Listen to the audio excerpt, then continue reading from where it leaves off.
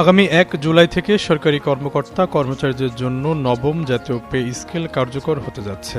বৃহস্পতিবার সচিবালয়ে নবম পে স্কেল নির্ধারণে গঠিত সচিব কমিটির সভায় গুরুত্বপূর্ণ সিদ্ধান্ত নেওয়া হয়। এবারের পে স্কেলে সরকারি চাকরিজীবীদের পাশাপাশি আধা স্বায়ত্তশাসিত প্রতিষ্ঠানের কর্মীদের জন্যও সম্মানিত নির্দেশনা আসার সম্ভাবনা রয়েছে।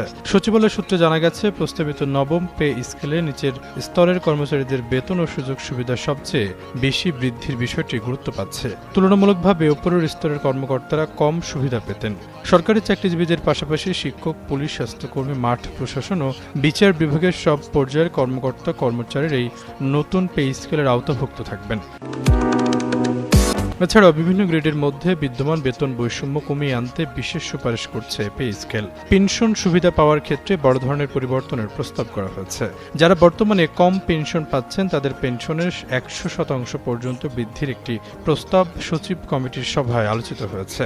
বিশেষ করে যেসব পেনশনার বর্তমানে ২০,০০০ টাকার নিচে সুবিধা পাচ্ছেন তারা এই নতুন স্কেলে সবচেয়ে বেশি উপকৃত হতে পারেন। শুধু সরাসরি সরকারি কর্মচারী নয়, স্বায়ত্তশাসিত ও আধা স্বায়ত্তশাসিত প্রতিষ্ঠানের কর্মীদের জন্য সরকার একটি সমন্বিত নির্দেশনা জারির পরিকল্পনা করছে। ফলে এই প্রতিষ্ঠানের কর্মীদের বেতন, সুযোগ সুবিধা প্রাপ্তির ক্ষেত্রেও নতুন স্কেল অনুযায়ী সুনির্দিষ্ট গাইডলাইন মেনে চলতে হবে।